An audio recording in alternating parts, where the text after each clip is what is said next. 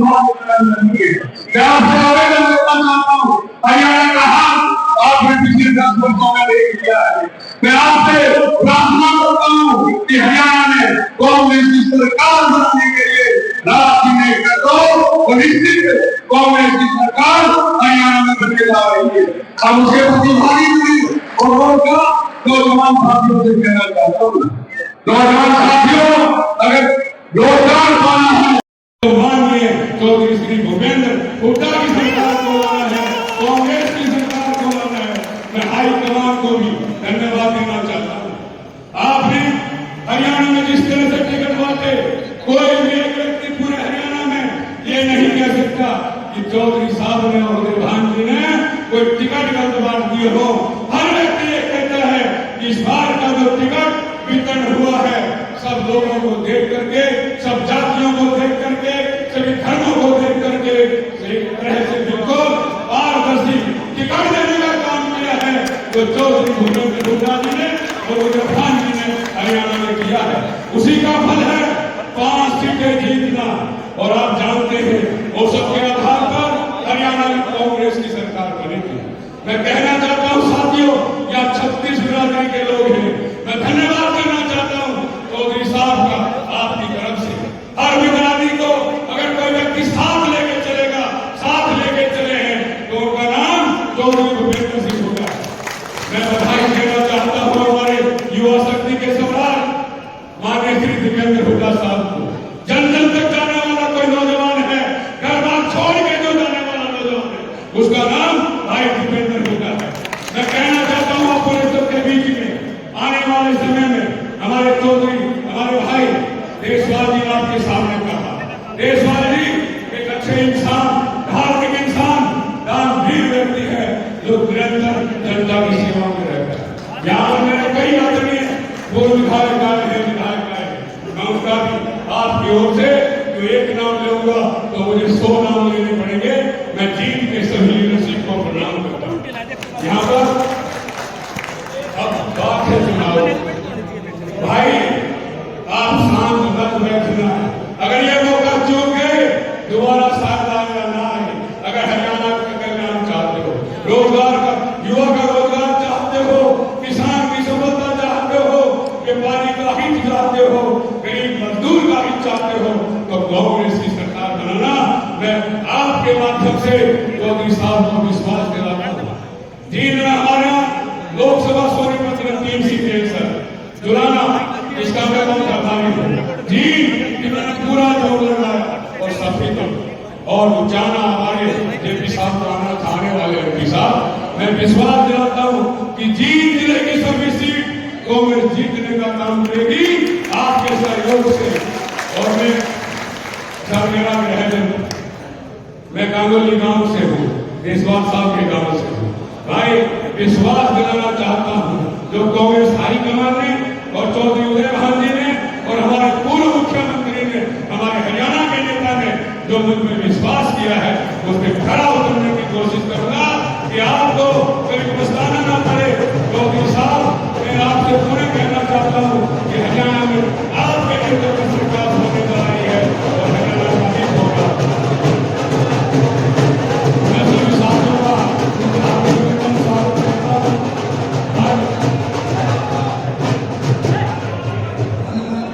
ये उत्साह बताता है कि बहुत जल्दी 3 महीने के बाद हरियाणा में कांग्रेस की सरकार होगी।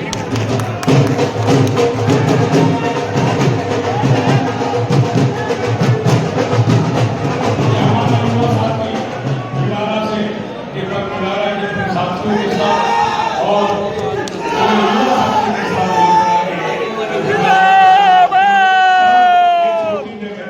हमसे विनती होती है बार-बार आगे बड़े पंडाल में एक रैली यहाँ करवाऊंगा आपके विश्वास में।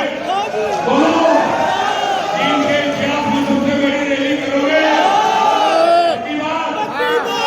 मैं चौधरी साहब से, चौधरी उदयभान जी से, मैं प्रधान जी से प्रार्थना करूंगा कि जो पहली रैली करें आप, जींद से विधानसभा का बिगुल बजना चाहिए। और भीड़ कितनी करोगे? भीड़ कितनी करोगे बताओ? मैं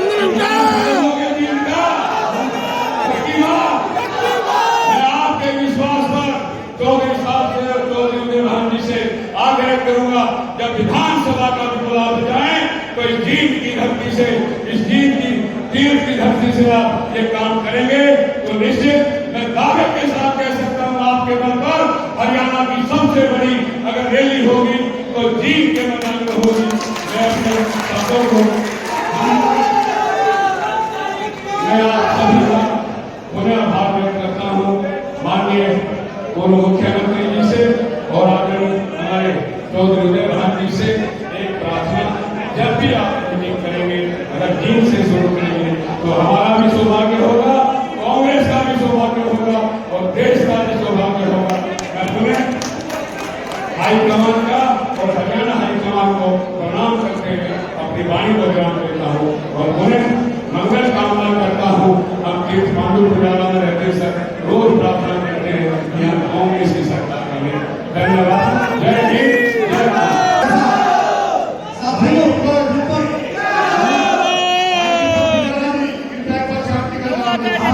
वैसे तो हमारे मध्य में हमारे कुछ सीनियर लीडर भी आए हैं। आनंद सिंह गांधी जी पहुंचे, उनका स्वागत करते हैं। शांतलाल जी को विधायक पहुंचे हैं, उनका भी सादर आमंत्रित स्वागत करते हैं। प्रोफेसर वीरेंद्र जी गर्मी का केंद्र है और इसलिए छोड़ किया है आपके आदेश से, तो मैं चौधरी उदय भान जी से प्रार्थना करता हूँ जिस तरह आपने कल सोनीपत में अपना उद्बोधन दिया उसी तरह उसी हिसाब से जो बातें आपने बताई है ठीक है जनता को बताने का कष्ट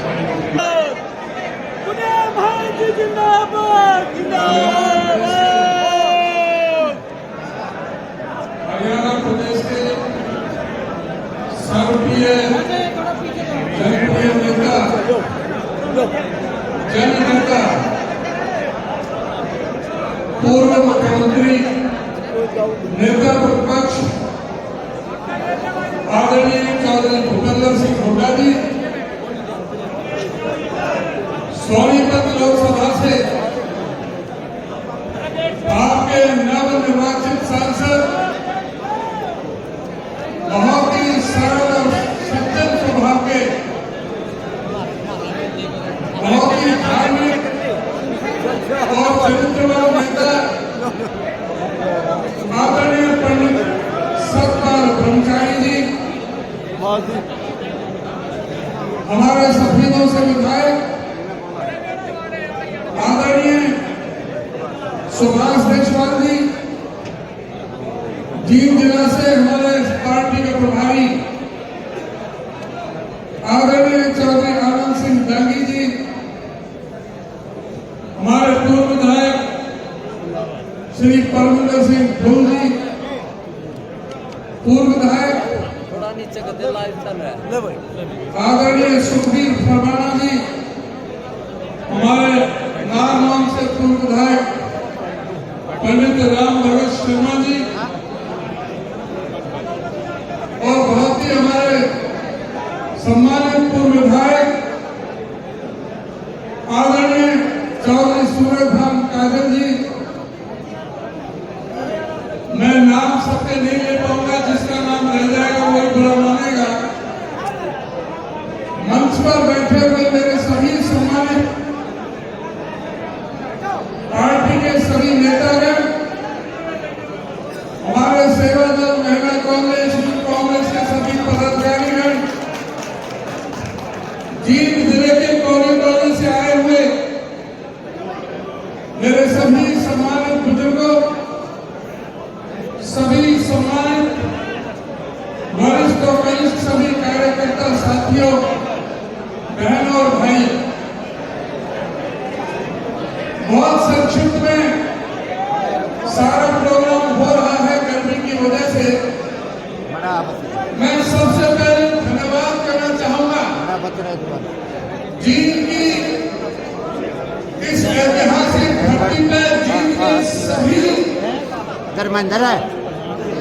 सभी सम्मानित नागरिकों का, सभी साथियों का, ये धरती जो हरियाणा प्रदेश की राजनीति का दिशा और दशा तय करने वाली धरती है, ये धरती पूरे प्रदेश की राजनीति का बदलाव करने की धरती है और इस धरती ने जब जिस तरफ करवट ली है रात उसी का बना है।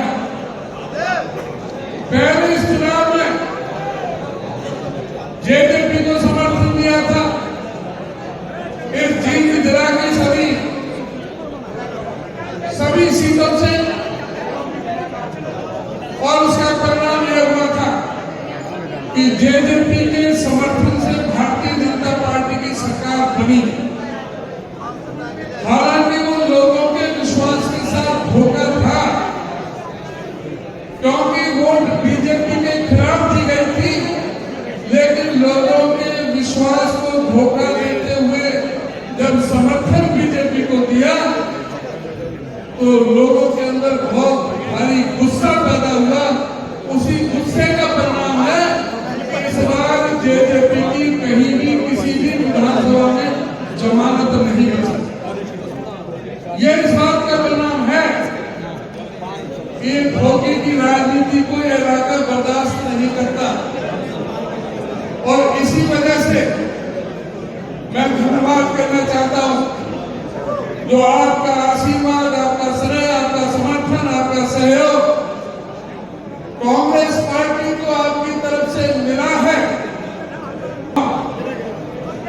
चाहे आपके कुचाना, चाहे हिसार लोकसभा में पड़ता हो, चाहे आपका नरवाना सिरसा लोकसभा में पड़ता हो, सभी की सभी जगह आप लोगों ने जीत का परचम कांग्रेस का लहराने का काम से अपील और प्रार्थना निवेदन करूंगा इस आनंद से लोकसभा में की है।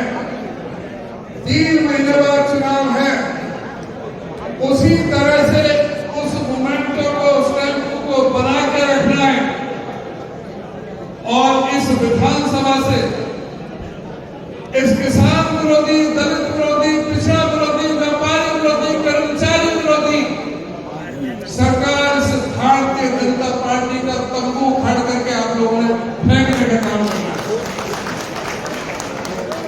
मैं आपके निवेदन करना चाहूंगा,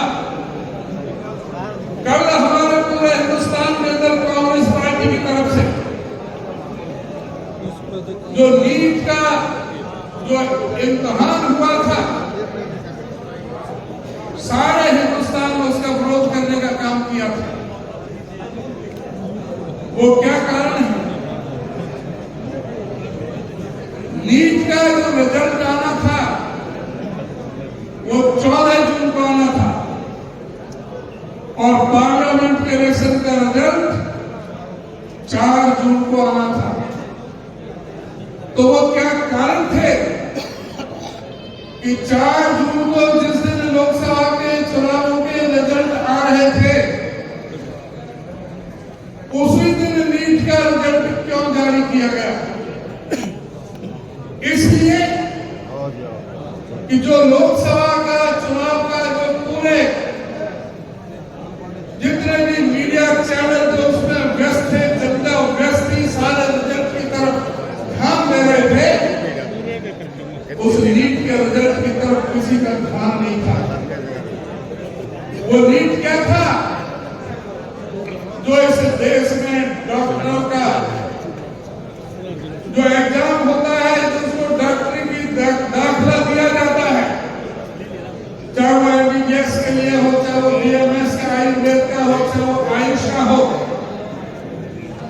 उस नीट के एग्जाम को जो पास करता है, उससे जो डॉक्टर के लिए एडमिशन होते हैं, वो इस देश के अंदर डॉक्टर बनते हैं।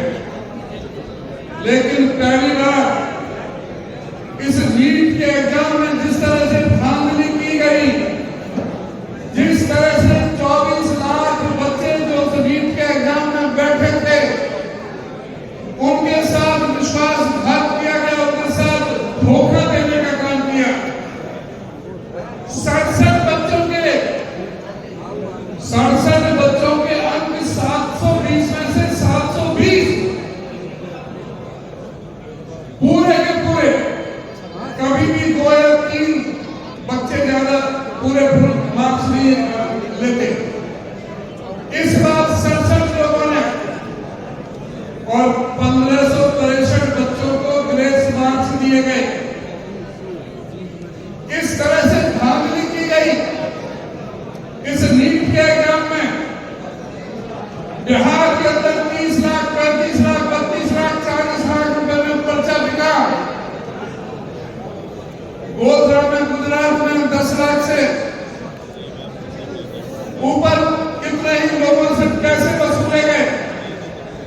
हमारे खच्चर में भी एक सेंटर से 7 इकट्ठे फुल बटा फुल मार्क्स लिए गए थे। अगर डॉक्टर ही इस देश में अगर नकलची या जो डॉक्टर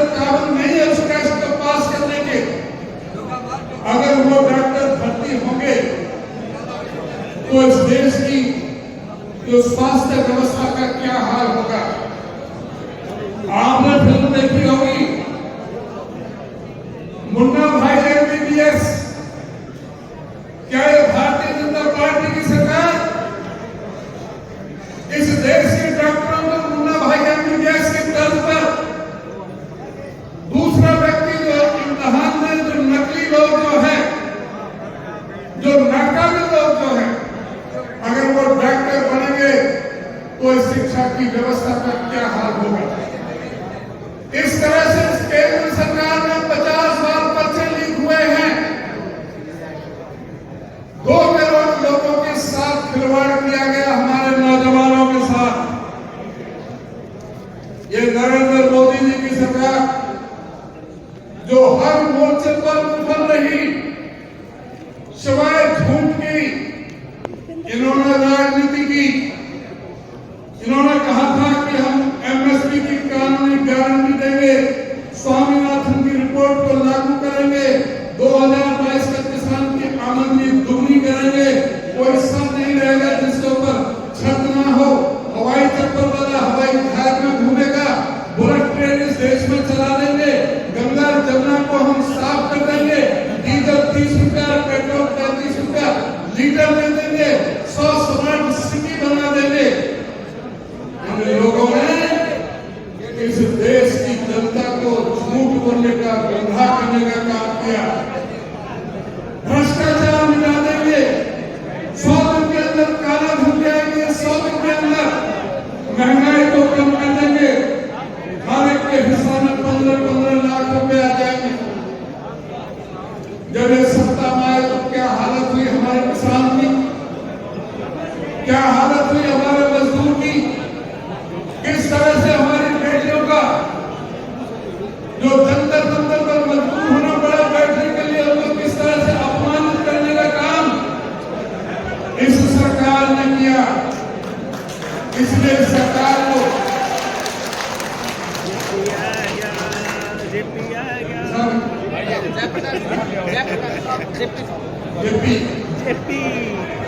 अभी हमारे हिसाब से नवनिर्वाचित सांसद श्री जयप्रकाश जी भी हमारे बीच में आ गए हैं। एक बार जोरदार ताली लगाकर जयप्रकाश जी का स्वागत करो। आपको बहुत ही जाने माने पुराने दिग्गज इस इलाके के, आप सबको बड़ी भाभी जानते हैं।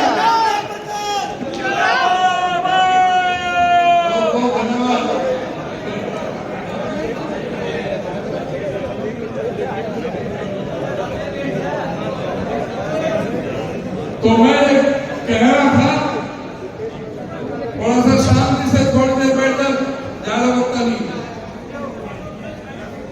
मैं आपसे कह रहा था कि लोकसभा का चुनाव अब पूरा हो गया है।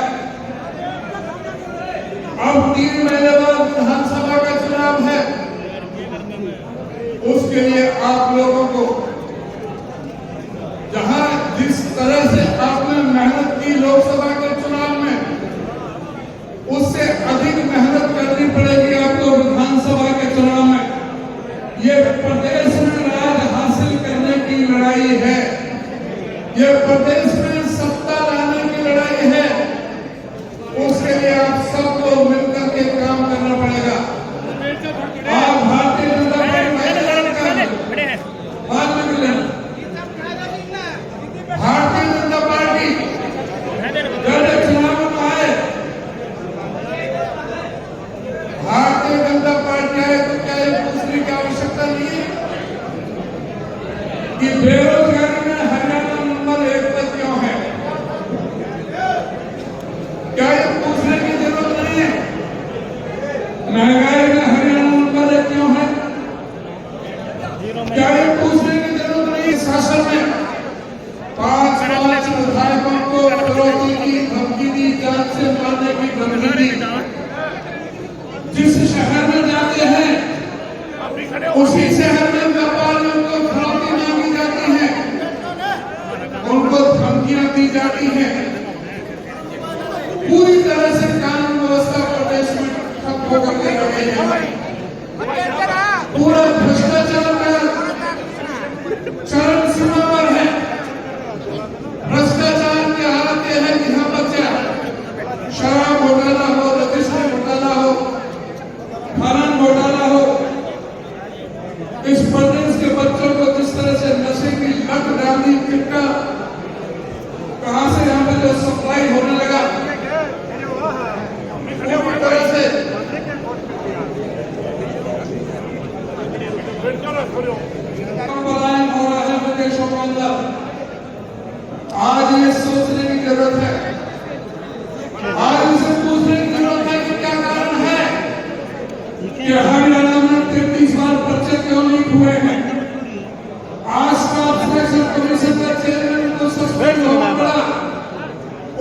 8 कमीशन के जो अधिकारी को करोड़ों करोड़ों की रिश्वत लेते हुए लगे हाथ पकड़ा गया।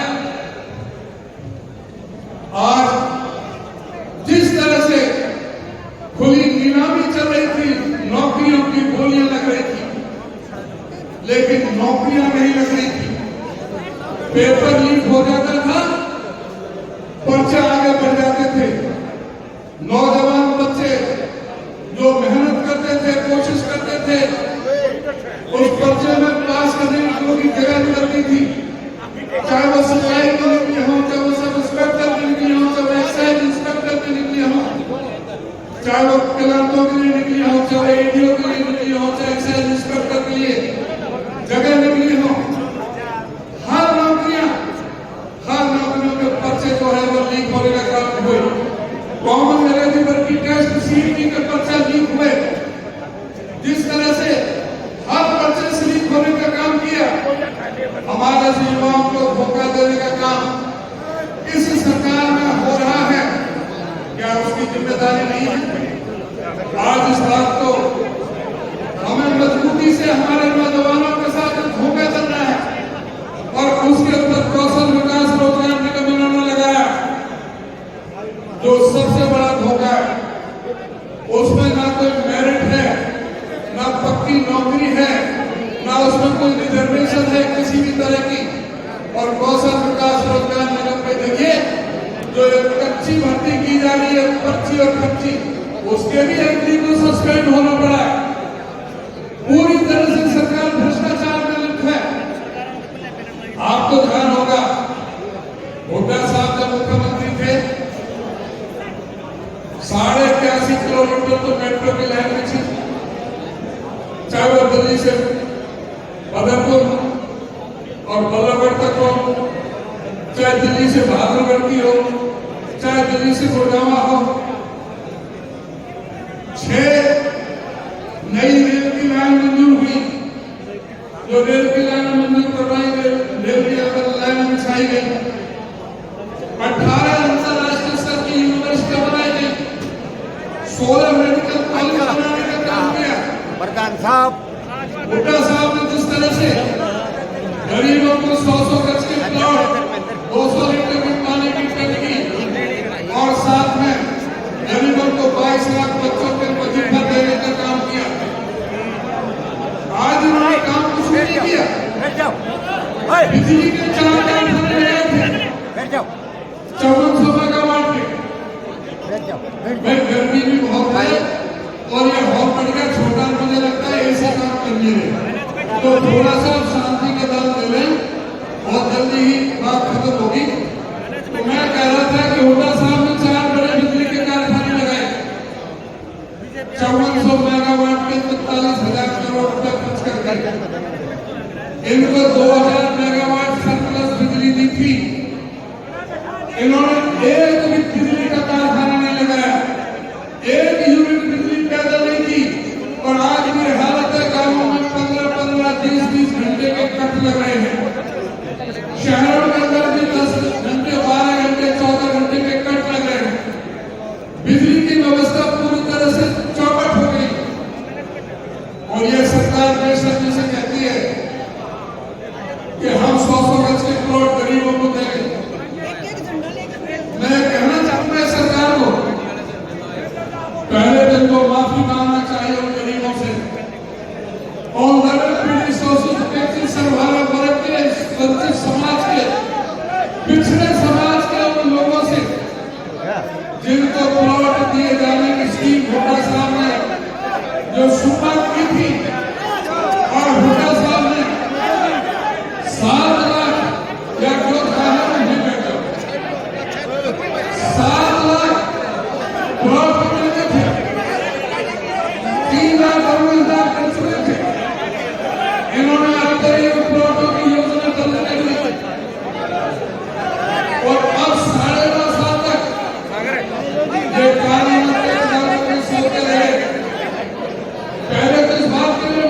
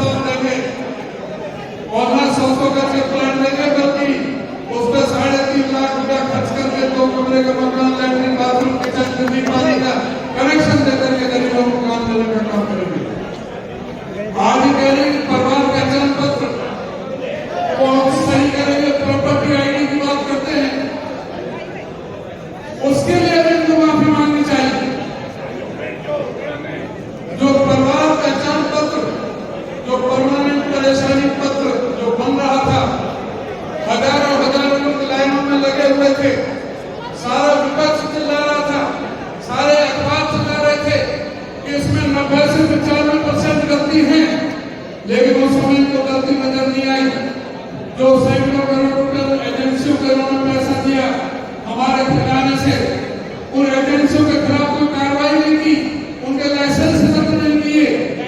आप कह रहे हैं कि उनमें कमियां हैं, आज मान रहे हैं, तो पहले उसके लिए माफी मांगो।